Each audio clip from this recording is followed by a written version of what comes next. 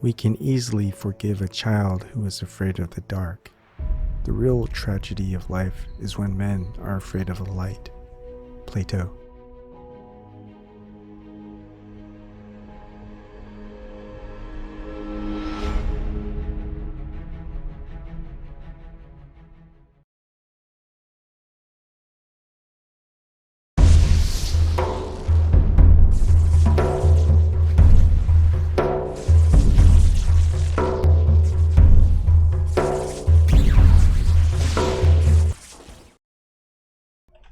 Good evening. I can hardly believe it's Friday, but it's Friday.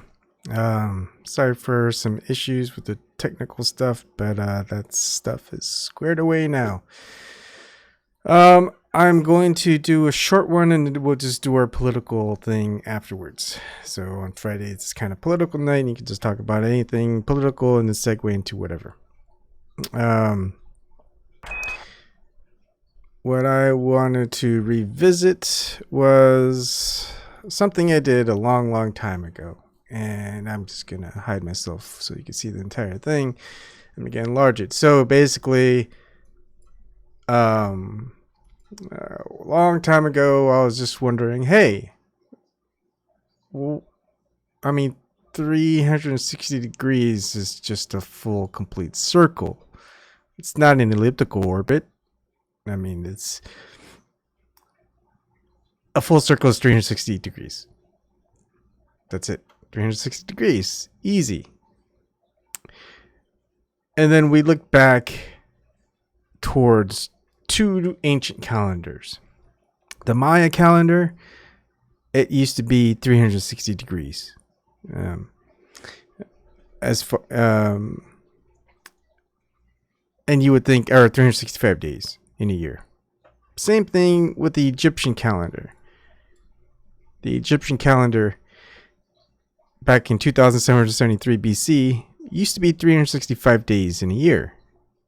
You can easily say that that's a full circle, 360 days, non-elliptical orbit. If there is an orbit with either the sun going around the moon, Earth, or the Earth going around the sun. And the Maya calendar was 3114 BC. And there's been different calendars as far as the solar calendar, Julian calendar, in 46 BC. Got updated to 365.25 days out of the year. And then Gregorian calendar in 1582 AD, 365.2425 days out of the year. The calendar in 2019, the solar calendar that everyone pretty much uses, is the Gregorian calendar. It's 2019 now. In 1582 AD, this is where we got. Way before anyone went into so-called space. And yeah, I did this last year in 2018. Johannes Kepler, Law of Ellipses, 1609 AD. It wasn't until 1609 AD, Gregorian calendar, 365.2425, in 1852 AD. Before Johannes Kepler, Law of Ellipses, we knew, everyone knows a full circle is 360 degrees. So if we're having days out of the year that's not 360 days out of the year, then, well, everyone should know that we have elliptical orbits. Something is going around not at 360 degrees. Now, the original question I had, there's just a lot of things to just kind of work inside your brain from this point.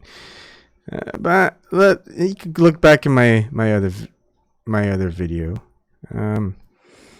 What I want to focus in on are the reasons why the 5 days of the year came to be.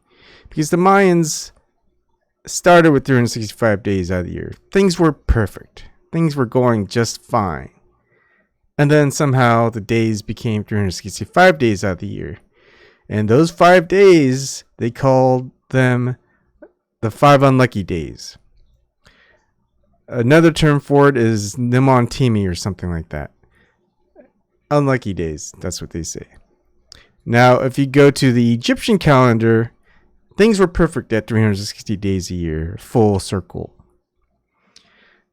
And when those 5 days, extra days came out of the year, it was because Thoth ended up winning a wager against the moon deity Khonsu, and that allowed Nut to have 5 offspring.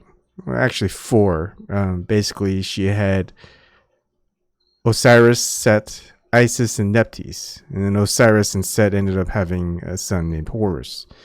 Osiris and Isis had a son named Horus. Set ended up killing Osiris, taking over the throne.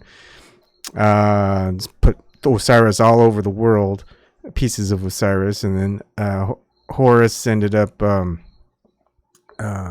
Isis was powerful, so she got Horus to challenge Set, and in the meantime, she ended up gathering all the pieces of Osiris and reviving him and resurrecting him, and he ended up going back into the underworld. Anyways, ancient Egyptian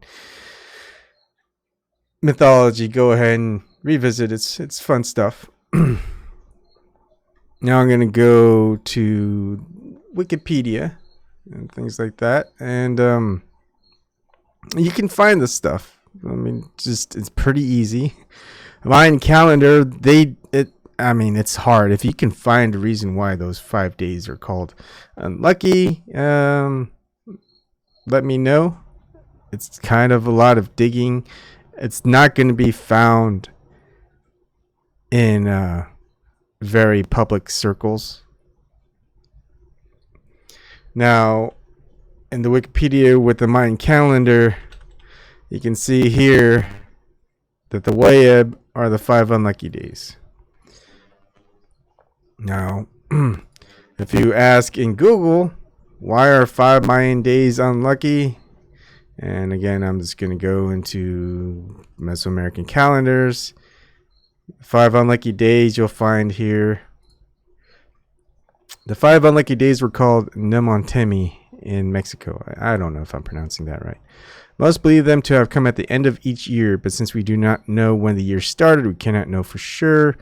We do know that, though, that in the Maya area, these 5 days, called Wayeb in Maya, were always very last days of the year. The Nemontemi were seen as the useless days, or the days that were dedicated to no gods, and they had prognostic power for the coming year. Therefore, people tried to do as little as possible on these days, and a person who was born during the Nemontemi was considered unlucky.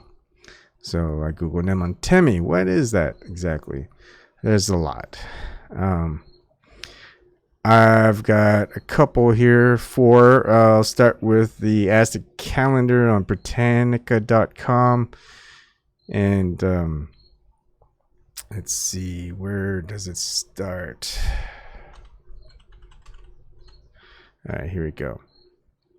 The civil year was divided into 18 months of 20 days each, plus an additional 5 days called Nemontemi, and considered to be very unlucky. Again, as in the Mayan calendar, the Aztec ritual and the civil cycles return to the same position relative to each other every 52 years, etc. That one doesn't really give you much, right?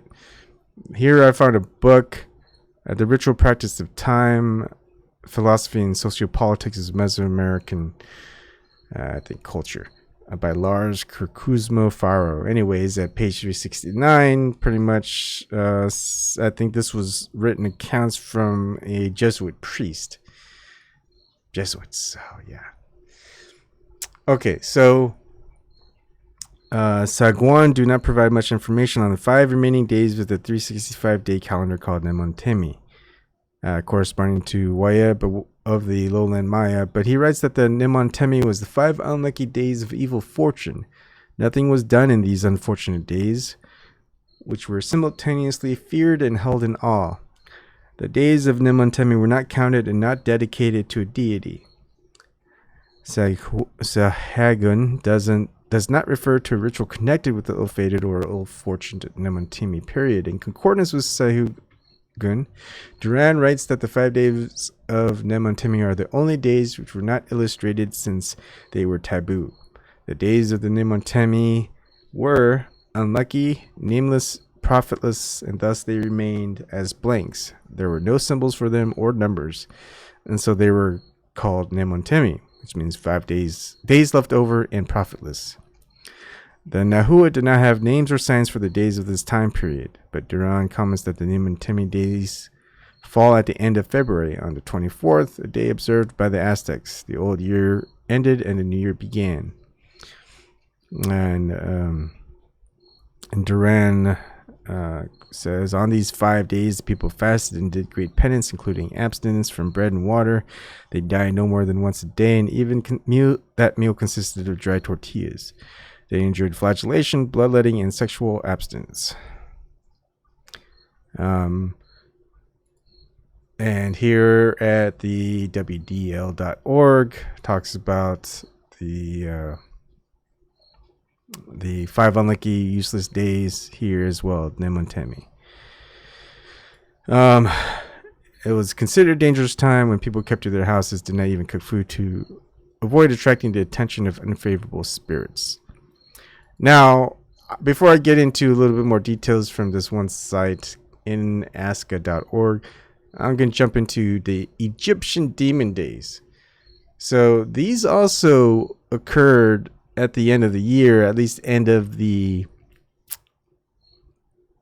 Gregorian calendar year, the solar calendar. You can just type in Egyptian demon days, and it talks about exactly what I just talked about before, where you have Thoth that played a game of Senate with Khonsu in order for Nut to have her offspring. Osiris, Set, Isis, and Nephthys, and then with Osiris and Set, Osiris and Isis having a horse. And here you can read on Nut, the Nut goddess, and you can read that on the different days. Although, which is weird, is that they say she had Horus, so it's not exactly perfect. But here's just I'll just read this part right here. It's still pretty good.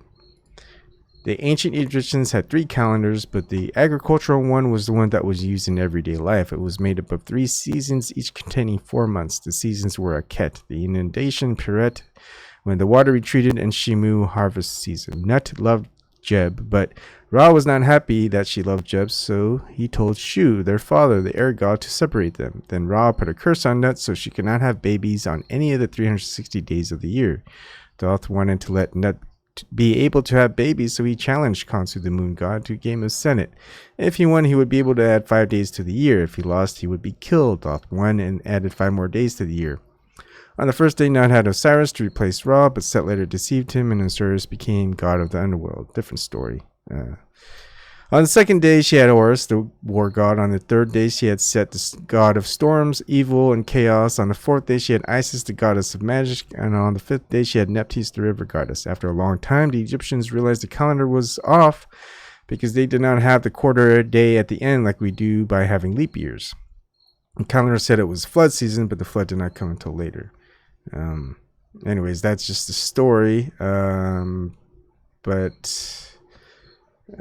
There's plenty that you can find on Egyptian demon days, and they were, if you look on it, let's see. Here's in Riordian.fandom.com. I think that's just some fiction, I'm pretty sure, but let's not skip that. But I mean, demon days seems pretty ominous, doesn't it? Let's see. I thought I was better prepared, but let's just keep looking here.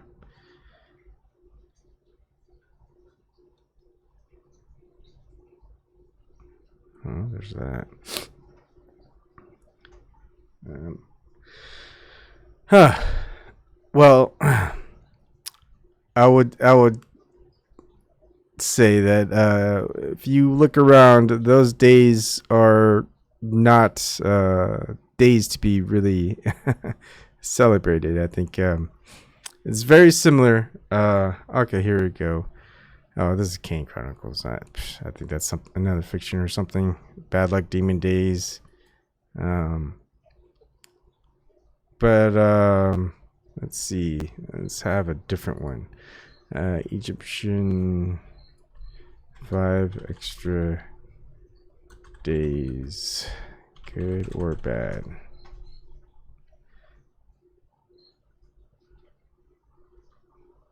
I don't know what this is. JSTOR.org. This is Journal of Egyptian Archaeology by Warren R. Dawson. Let's see.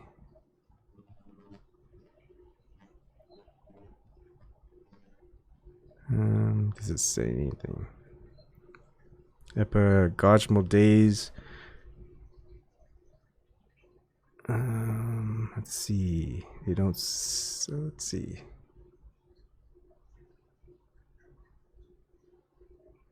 Oh, I know. How about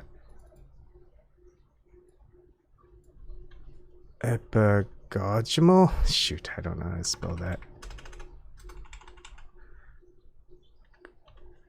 It'll correct the spelling here. Huh. Did they? No. No. How do I spell it? EP. EPA Gomeno.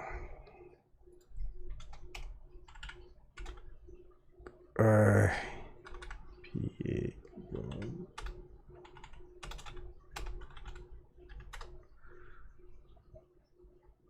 yeah. Let's see.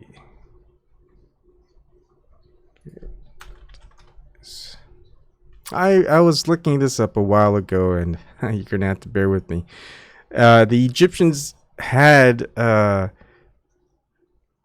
depicted every day, whether it was a good day or a bad day. I don't know. I think that might be the same thing for the Mayans. I'm not exactly sure, or I might be confusing them all. So again, you're probably gonna have to go look a little bit more. But basically, it depends on what you think, whether Demon Days is good or bad. Rest days. Maybe they're called rest days. Here's something by Hutton Webster, PhD. Let's see.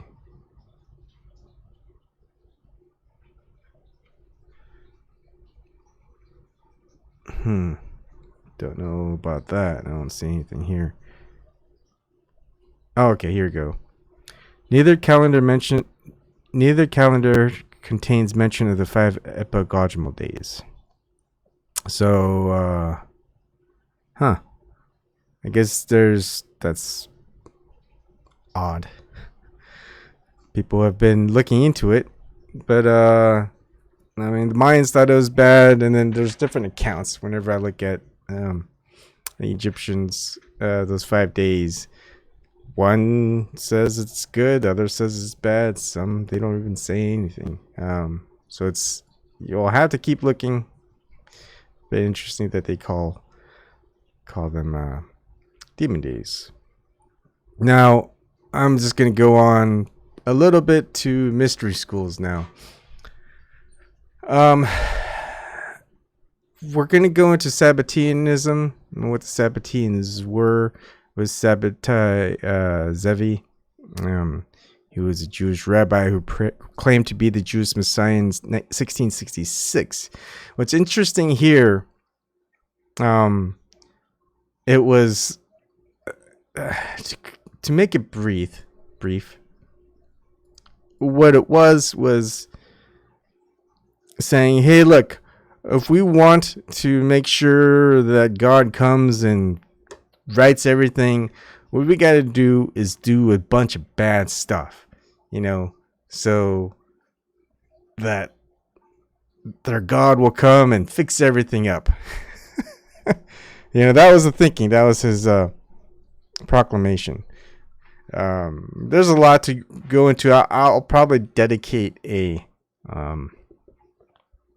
on topic about Sabbateanism and Sabbatai.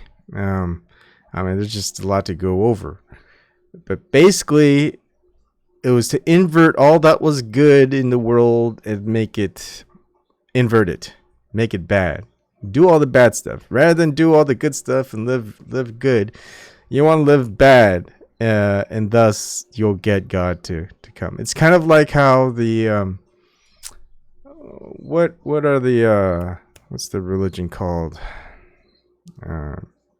This very, very it's a Christian denomination, but basically what they're doing is they're putting a lot of money over towards Israel, and these are Christians, mind you, giving a lot over to Israel, and I think they're even giving money to the Muslims, whether it's in Iran or Saudi Arabia or whatever.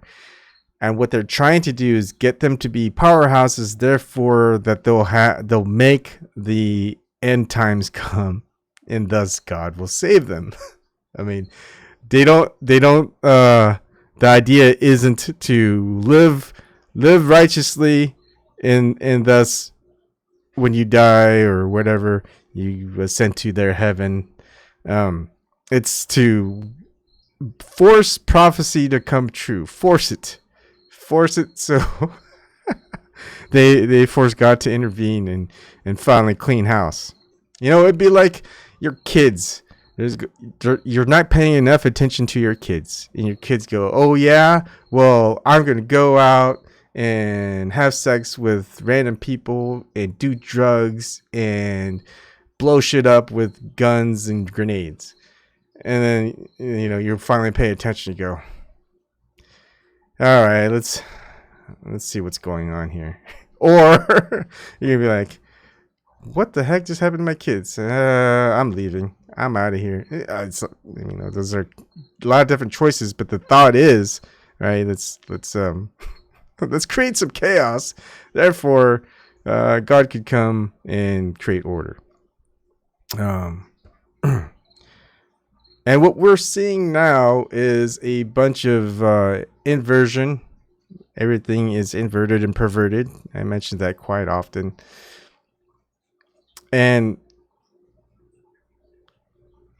what's interesting with when you look into mystery schools, because looking into mystery schools is difficult. The reason why it's difficult is they're mystery schools for a reason. If you really want to know what goes on in a mystery school, you'll have to join a mystery school. How do you join a mystery school? Well, you're supposed to know someone who's in it, and they're supposed to recommend you, and then you go in, and then there's threat of death. So I'm pretty sure that when you also get in, not only is there a threat of death, but also you're probably given or providing them with evidence to use against you if you decide to leave. You'll find it in Nexolum, you'll find it in whatever that cult was, you'll find it in a whole bunch of cults, cults, occults, mystery schools, things that aren't just known to everybody. And thus, so it is difficult to study them. But one thing that we can know with mystery schools having existed for a very, very, very long time is that, well, what do? They keep things a mystery. Why would they keep things a mystery? Why would they keep things a mystery to everyone else out there that's not in that school, but allow it to be known to everyone who joins? And when you think about all the prophets that are out there, they don't share their knowledge, their wisdom to just certain people. They share it to everyone.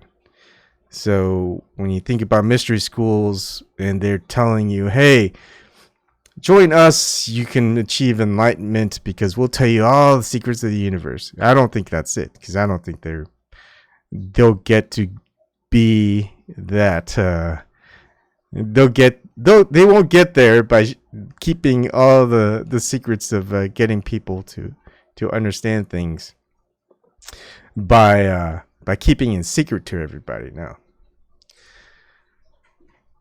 what ends up happening is they want the best way to keep people away from looking into certain things that will help them isn't to make it a mystery, because people will want to look into the mysteries. But people know that mystery gives curiosity, and therefore these mystery schools create mysteries.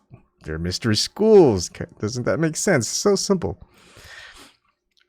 But for the stuff that they don't want people to know and understand, they start making it evil, satanic. People will just be like, "Oh, no." They'll do the sign of the cross with their fingers. They'll be like, "No, that's just the cross sign with their fingers over their body, head and body, and all that stuff." They'll be like, "No, this stuff is evil, satanic, all this other stuff, and we got to keep away from it, because then, we might go to hell or something like that." Yeah, that's just kind of the whole thing. What's the best way to get your kids to stay away from something? It's to scare them of what's going to happen. They're not going to come anywhere close. It's the same thing for the masses. For ordinary people, you want them to stay away? Well, tell them that something scary will happen if they try to understand it or know it or just even come close to it. So therefore, a lot of the stuff that you will need to look into to understand, you can look into some dark stuff, because a lot of the stuff is hidden there. And a lot of the mystery stuff, where the rabbit holes and things like that, traded by mystery schools. And the stuff that's easily found, that's out there, that's inverted, just think of the worst. Think of them inverting something that was good to evil. Basically, you're going to have to reverse engineer. Start backwards. Start from, okay, what's evil? What's bad? What do people don't want you looking into? Oh, this. Okay, so what's the opposite of that? Oh, it would be this. And therefore, you realize, okay, so all of this was inverted to be evil, to be scary to people, so people would stay away. And therefore, that's the whole point of it. I'm not sure if it started with the Sabbatines, but that's where they got to the point where, let's make it better, right? Let's just reverse everything, and rather than every individual getting to that point, we'll just do bad things so God will finally intervene and clean things up. So that's mystery schools. Do you think that anyone who's ever joined a mystery school for the last couple of centuries got into being a prophet or some form of ascension or enlightenment or something like that? No. So what do they do in there? Well, they've got knowledge that's hidden from the masses. That knowledge has some interesting results, let's just say that. And those interesting results are going to be used on the people to control them in some form or some fashion. And the more that you prevent people from how to free themselves, that just seems like an easy way to put it, is to keep them away from this knowledge that they have. And they can use this knowledge because they know that they can't free themselves of it. They've enmeshed themselves. Once they join the mystery school, it's too late. They've enmeshed themselves into a dead end. But what was it? What's that what's that saying? I'd rather be something like I'd rather be a somebody than a nobody type of thing. I'll try to look for that quote. Rather rule. Oh yeah, there's two of them. There's rather rule in hell than serve in heaven. That's one quote, right? There's the other quote where very similar. I'd rather be a somebody. No, I'd rather be a somebody than a nobody. There we go. I'd rather be a fake somebody than a real nobody type of thing. There's various interpretations of that saying. For some reason, my chat is not working. I don't know if no one's chatting or something is wrong. So we'll just see about that. You know, I guess I could chat and see if anyone, if it is working or not. Yeah, it's working. I guess people just aren't chatty tonight. Anyways,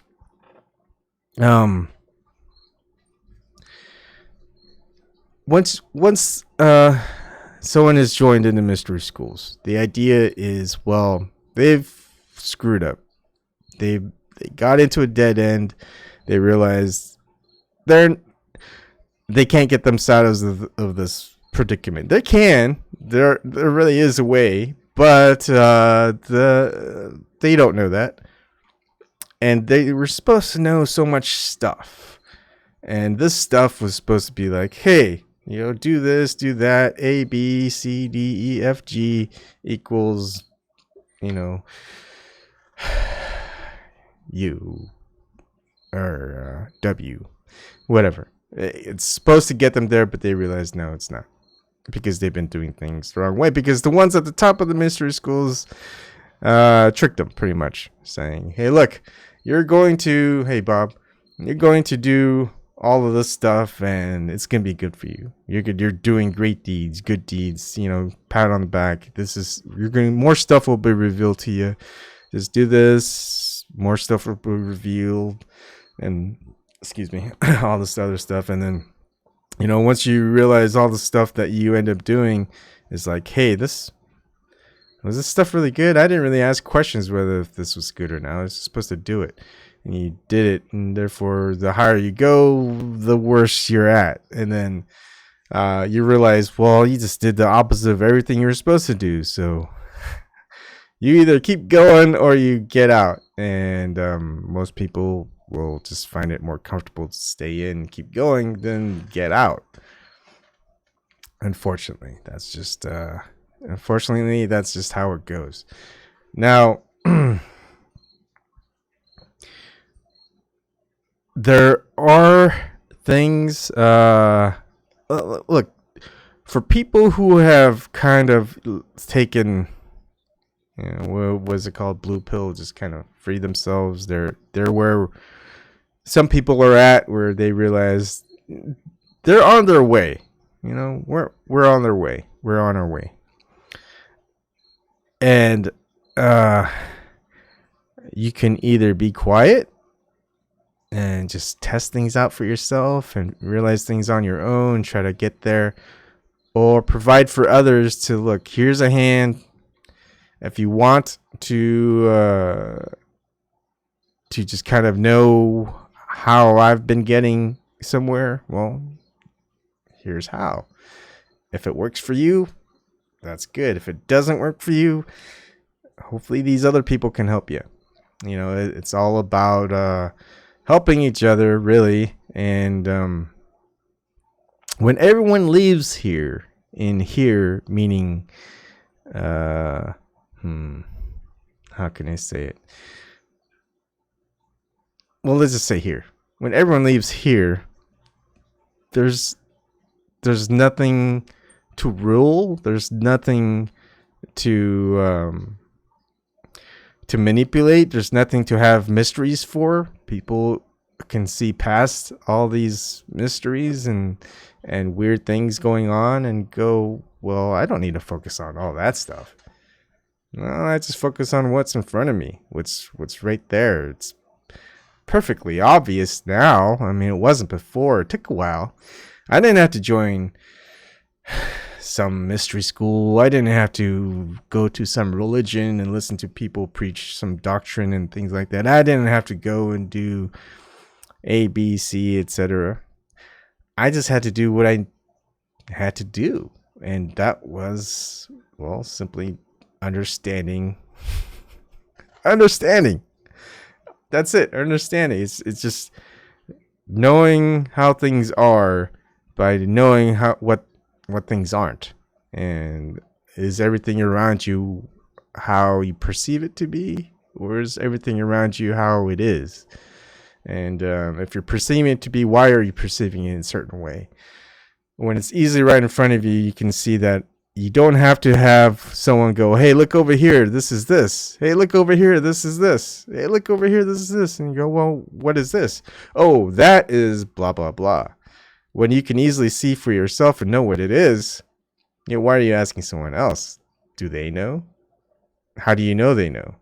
Can they explain it to you so how they know for where you can deduce it the same way? So that's just one way to go about things. Don't try to give other people powers that you have yourself. Okay.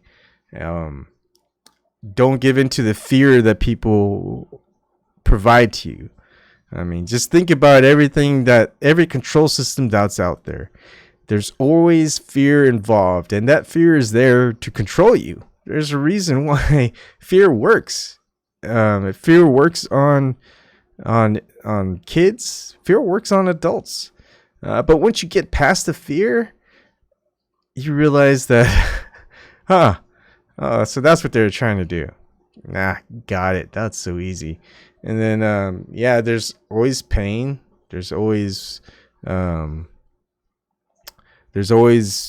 ability to get hurt. There's always a lot of worry and things like that. But just day to day, and you have to make choices. Are you going to take the choice of freedom, or are you going to take the choice of some type of control, some enslavement that you're going to allow to happen to you? You don't have to let it happen, but you can.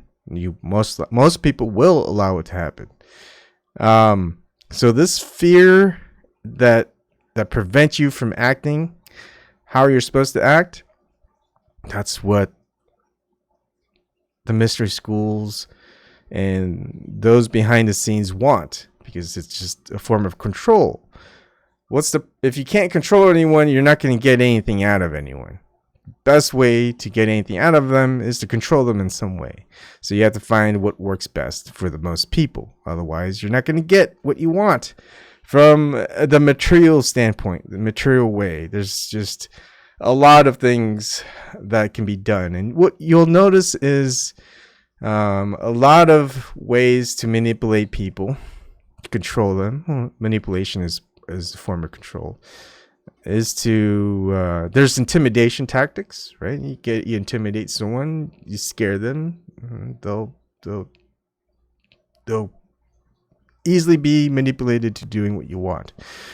If you have some big, huge, like very authoritative figure yelling at you or speaking harshly at you to do something, but then that person's doing it to someone who's bigger or someone who doesn't have any fear, well, it's not going to work on them.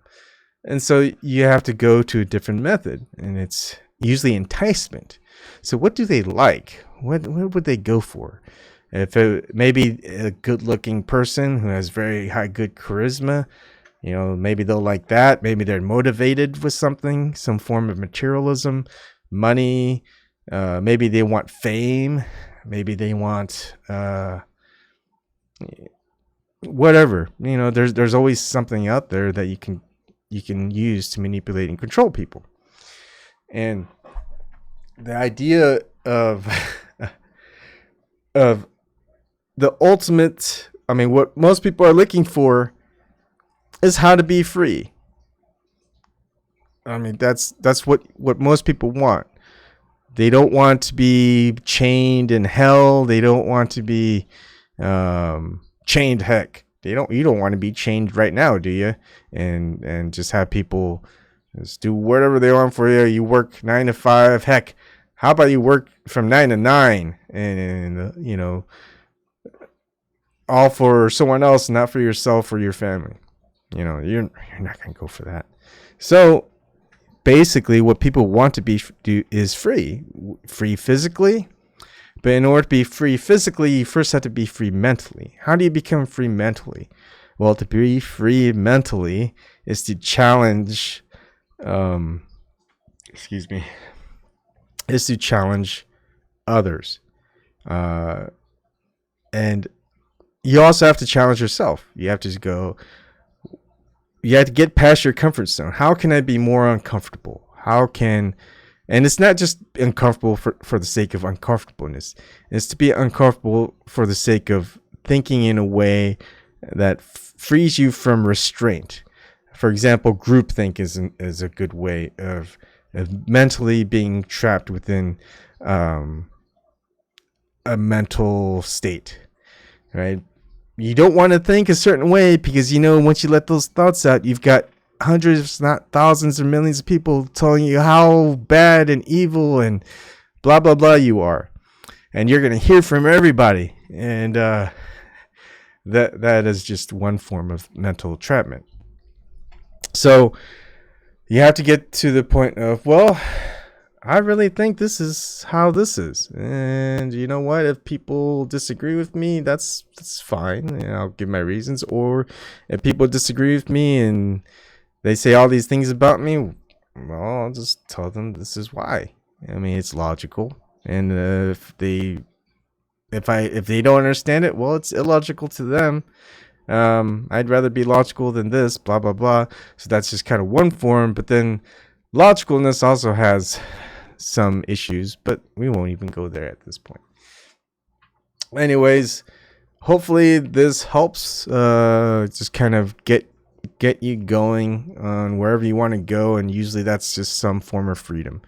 It's going to have to start in your mind, the way you act, and then it will get towards the physicalness. And then you'll realize during this period that once you're at that point, no one's going to want to control you because they don't know how.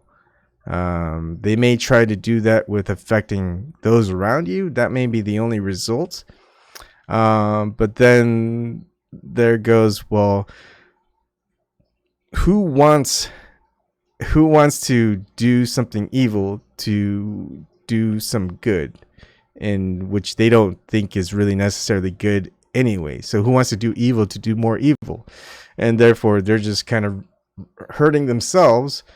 And when you realize at the end of everything, if the world ended tomorrow, blah, blah, blah, right? You, your family, your friends, everyone's gone. None of the stuff that happened materially really matters. As far as what you do to someone else, now that isn't material. That's I don't know what that term would be. Metaphysical, I guess. So you just got to keep that in mind, is when you're affecting someone else and things around you, there's physical aspects to it, but then there's the other consciousness of it. So if you want to do something bad to somebody else, you're going to find some consequences of that returning to you in your mental state, your physical state, and your consciousness state. And you're going to realize, whoa, boy, that was not a good thing to do. And some people don't realize that. They realize it probably too late, unfortunately. But at that point, you just have to keep striving to do as much as you can to undo that in some form or way. Just detach yourself from it and just try to make sure that you can do things to improve others. Just to improve others, really, because there's nothing else you can do. You're again at a dead end type of thing. But that doesn't mean you can't help others. The best way to help yourself is to help others, not to help yourself, but to help others so they can help themselves and things like that. It's very, very interesting. I think that's what a lot of people try to showcase, but it's just hard to put in words. There's just always reason why and why and why. Basically, it's I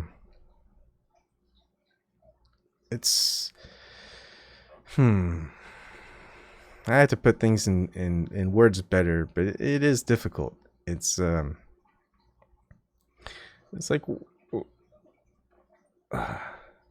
you can try to take advantage of someone, right? Say you're out fishing. All right, say it's just what happened a couple of days ago. I'm out fishing. I catch fish. I don't want the fish. I was going to put them back. But these other fishermen who aren't catching anything, rather than toss it back, they're not catching anything. So I ask them, would you like the fish? And they go, yeah. So they take me every time. And I go, no problem. But they didn't have to. I didn't have to ask them if they wanted it or not. And they could have asked me if I could give them the fish, and that'd be fine for them too. But sometimes they won't ask.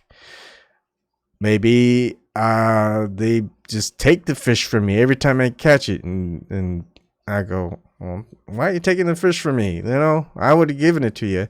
They go, I don't want to do that. I'd rather take it. And so they just start looking at me, and I'm like, well, am I going to fish here if they're going to take my fish, or am I going to fight them over fish? I think I'll probably just leave. They're not going to get any fish. So when you realize that if you just help others, maybe they'll help you in return. Look, they gave me a drink. It's like, I didn't ask for a drink. They gave me a drink. So I got something in return for just giving them something which I didn't want in the first place. One man's trash is another man's treasure type of thing. And it's just that. Just providing for others which you don't need, and they can make use of it. And same thing for you. You'll find something that no one else needs, take it from them and use it to your best ability till you don't need it anymore. And I think I'm still at that point where I need to look. I've got stuff I'm not using. I should just give it away. Just give it away. But I wonder, maybe I'll need to use it again. That's what I'm always wondering. But it's like, when have I last used it? So if I haven't used it in a long while, am I really using it? Let's keep things in that perspective. Not everyone's there yet, but the idea is to get to that point. And eventually you're going to realize you don't need as many things as you thought you needed. I mean, there's good reasons to have more things for backups in case something breaks and all this other stuff, spare parts, things like that. That's one thing. But when you get past that, you just realize, it's just too many backups than I ever needed, and once you get to the point, do you really need it? No, not really. So I think once you get to a certain point, you just realize, I don't need to take from others. I don't need to gain from others. I don't need to control others. Thus, I don't want to be controlled either by those others, and they're not going to.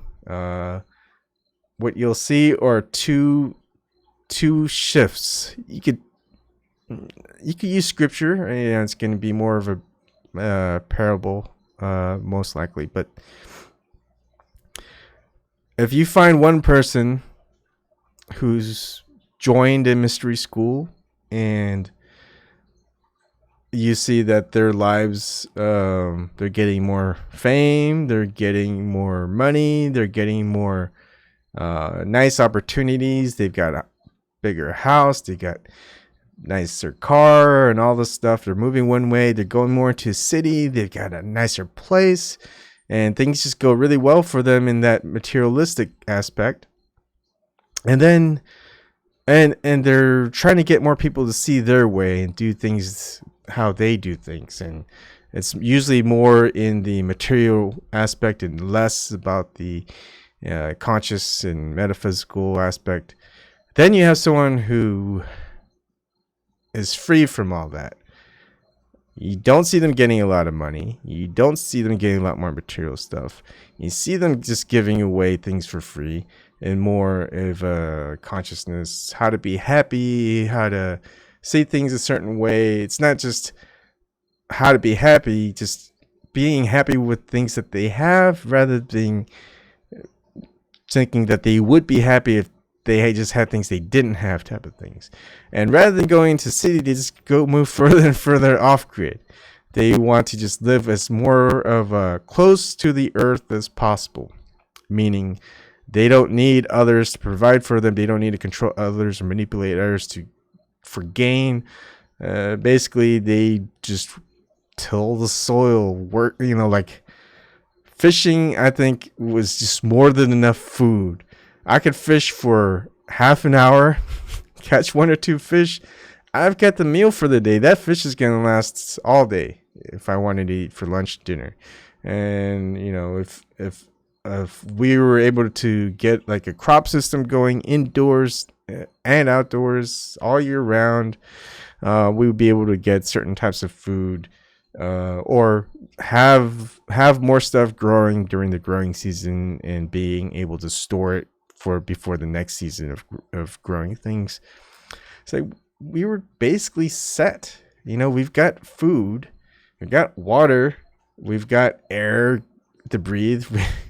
It's like, what else do we really need? I mean, there's some things you can't get without money, but can you get without? I mean, it's just, you don't need a lot of it. It's not like we're using that for a bigger house to go to a city, which is going to be more expensive anyway. It's not going to be a nicer car. It's going to be maybe for oil. I just changed my oil in the car today. Teaching my daughter how to do it too, so that's another benefit. And it's just that it's just kind of surviving and spending the time to just tell people what I can tell people. It would be a lot easier if I could find some creative way to do it, and that's what I'm trying to do, and I'll try to get there eventually. Let me look at the chat. Chat is not working. Great. All right, so more on this some other time. I think this was just in my mind. I just really wanted to get this out there, so I just got it out there. It's not. There's probably gonna be more to it later, but I mean the gist of it, the core of it. You guys just heard it. So I'm gonna go offline. I'm gonna switch it to the political talk thing, and anything goes. You can talk about other stuff. So I'll see everyone. I'll see everyone in 5 to 15 minutes. All right. Thanks.